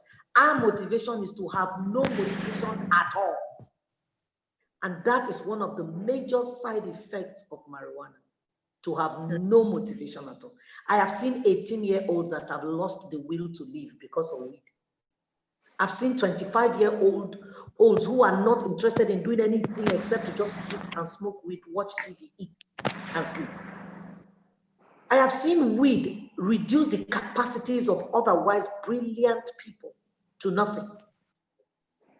I have seen them in the rehab now developing schizophrenia, bipolar disorder, depression, and all of that. So somebody is saying as a doctor, they normally would prescribe, let me see that comment. Where is that comment? As a doctor, we sometimes have to prescribe certain drugs to our patients, especially for pain and inflammation, e.g. codeine and co. Have you had situations where people who were taking medications for treatment got addicted? Was it easier to manage than other cases of addiction? Did they relapse? Presently, just 3 days ago, I discharged 2 patients from my rehab that were pentazocine addicts because of sickle cell anemia. And I also presently have a pentazocine addict in my rehab who has no underlying medical issue. So the truth is, yes, there are people who have become addicted from trying to control pain. The first 3 pentazocine addicts we had here were patients who two had broken bones, and the other one had what type of pain. And in a bid to control that pain, my biggest sister, my oldest sister, Becky, died from addiction to pentazocine because she was a sickle cell patient. And in a bid to control sickle cell pain, she began to self-medicate, began to inject, developed cellulitis, and ultimately overdosed and died on pentazocine. So yes, people in a bid to control pain get addicted, but most other addictions are not because of any underlying pain. It's just a coping mechanism. But every addiction is a cover for fear or pain. For fear or pain. And if you check, that's what you'll find at the bottom of any addiction. All right. So I always say to them, one of them came to me and said he has researched and found 39 benefits of using Indian hemp. I said, that's very good. I said, how about the other research? He said, which one? The side effects. He said, I didn't check that one. I said, you are a stupid boy. He said, you're calling me stupid. I said, yeah, it's stupidity to research the benefits and not research the side effects, or there are none. I said, when you find the side effects, come back to me, let's have a conversation.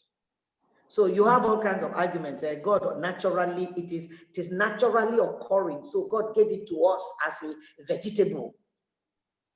Why doesn't ugu make me go crazy? Why doesn't ugu make me walk the street like a mad woman? Why doesn't F4 or spinach mess me up and make me start fighting everybody and attacking people? Why doesn't it give me red eyes? Why doesn't it demotivate me and take part of my productivity? So that's the delineation. I do not subscribe to any form of drug use. Somebody said, as a pharmacist, I face violence from people addicted to pentazocine and insist on being sold to without prescription. Absolutely, absolutely. That's going on all the time. So I do not, the fact that some countries have made it legal does not mean it is right. Jesus said from the beginning it was not so. It was because of the hardness of your heart that Moses had to change the law. So sometimes we come to accept some things because we cannot help the sheer number and the pressure that comes from doing such things. Amazing. Thank you so much, Ma. We really appreciate your answer. We know that it has helped us right now. So fortunately, unfortunately, it's like I really don't want this to end, but we've actually come to the end of this. Okay, someone's asking a question. My daughter has had bad menstrual cramps, and we used to go to hospital to get pain relief. She was placed on Penta each time we went there, and I didn't know it was addictive until one day God himself made me discuss it with a nurse who told me the mess we were getting into. God bless that nurse. God bless that. God bless that. Because many times they don't tell you, they just want to get it done. We have finally come to the end of this. I really wanted the grammar queen to talk a bit more so that, you know, I wanted to liken her case to someone I'm working with about drug use and coping mechanisms and going through life's pressures and challenges and all of that. So if she comes back on and you still want to be on, we can talk about that, but officially we have come to the end of this Zoom meeting. Thank you all for coming on. I really appreciate you. Thank you for taking your time, taking your data, and I hope we've all learned something. One of the theme this year was better education for better care. One of the things I keep echoing, and I'm glad that this was the theme for the year, is that if many people, including us that were party girls and got into this from being party girls, if we had better education at the time when all of these things were really going on, many of us may not have got into drug use, would not have entered substance use because we were not hearing anything. We didn't think there were any consequences to this. We just thought we were having fun. We just thought we were partying and all of that. But hey, it has happened, and so we will not keep quiet. At times like this, we will loud it, we'll keep louding it, we'll say it everywhere. It doesn't matter what stigmatization anybody's throwing at us, we will not be silent. We will make sure we raise our voices, we will make sure there's better education, we will make sure there is further education for better care. Thank you all so very much. God bless you, but I am still on with the grammar queen. If you want to stay behind, please, by all means, you can stay. Have a fantastic day. God bless you, Reverend Christy. God bless you, Mr. Joseph Mbona. Thank you, Dr. Kingsley Okonada. Thank you for coming on. We really appreciate your time, and I will be sending you messages behind. Okay, the grammar queen is back. Okay, now today, yesterday I was talking to someone, and then they sent me a message, and she's married, but she had issues with her marriage, and then she started taking tramadol in all of this, and now she's so addicted, really addicted, it is really bad. And then when I asked her, the first question I asked her was, why did you even get into this in the first place? She said, because I was having marital issues and I didn't know how else to deal with all of this. That is the reason why we brought Stella in, for her to talk about marital issues or general challenges.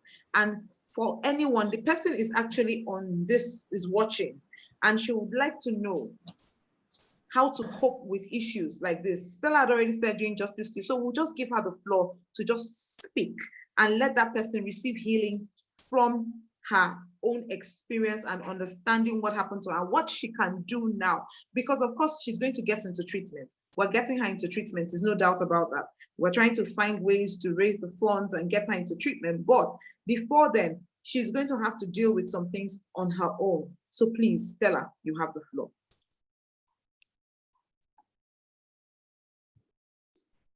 Grammar Queen, are you there?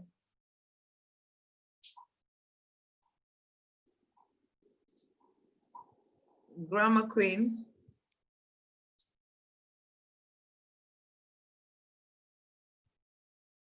Is she frozen? Let me, Tega, let me, in her absence, let me say something, yeah? Yes, ma'am. The lady that is dealing with marital issues. Yes, ma'am. Nobody is worth your life. Nobody. Nobody is worth you losing your life over. Now, I'm a Christian. I don't know if this person is a Christian. She is, ma'am. She is. Okay. The Bible says the arm of flesh will fail. Which one are you doing?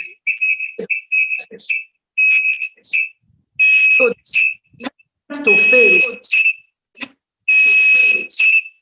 has failed.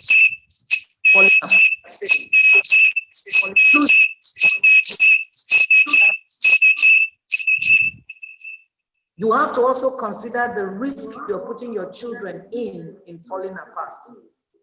Number 3, you are more than a marriage. In 2 Corinthians chapter 7, is it 1 Corinthians or I don't know where Paul was saying, were you single, remain single, were you married? The Message translation says something. He said, don't be wishing you were someplace else or with someone else. Where you are right now is God's place for you. Live and love and obey and believe right there. Then he adds one sentence. God, not your marital status, defines your life. Go read it up. 7:17. God, not your marital status, defines your life. Do not let your experiences define you. You have to start speaking to yourself. The most powerful conversations on earth do not happen on United Nations floor. The most powerful conversations on earth do not happen in the White House or in 10 Downing Street or in Aso Rock. The most powerful conversations happen inside of you, the internal conversations with yourself.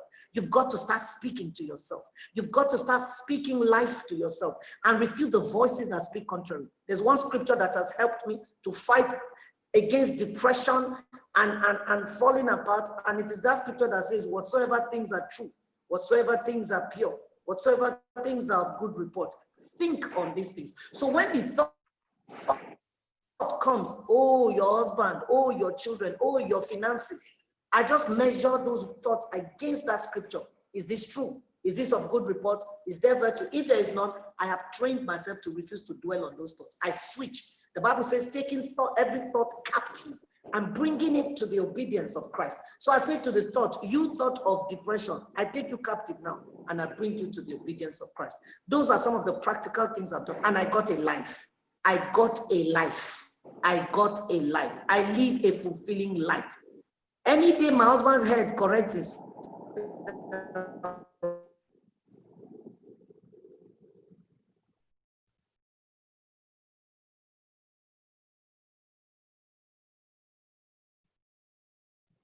and he comes looking for me, hey, we can talk, marking time here.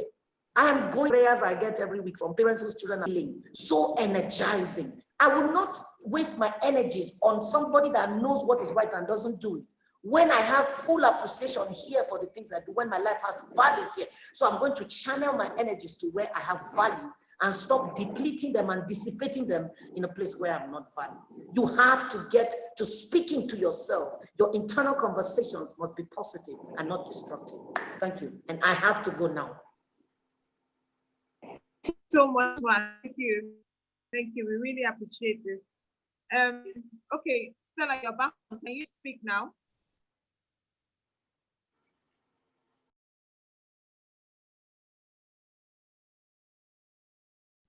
Looks like she's frozen. It would be nice to hear you, really. It would be really nice to hear you, because the person that would really want to hear you is online.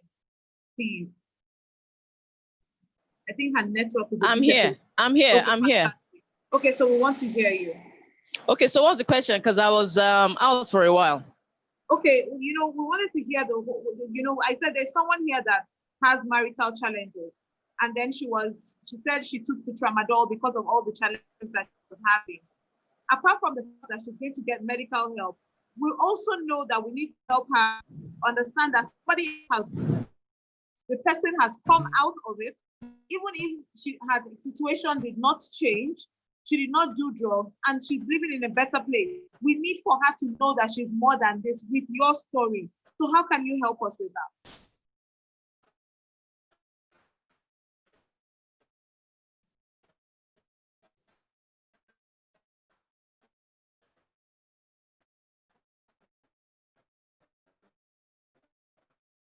I think her network is frozen. Okay, for everybody on this, we'll send you the link to the book. For some of you that couldn't download it, we'll just send a direct link. The book Bust Their Bubbles, so everyone can read and then understand most of the things that were said. I'm not sure about the recording. If you can get the recording, somebody's asking if you can get the recording. Yes, the Sosa says it's raining heavily in Sydney. So fortunately, we have had the bulk of what we wanted to hear. So thank you very much. It was good to have you all. We'll be corresponding by mail. Anything else you want to do, you could just send to us. Thank you very much and have a good day. Thank you.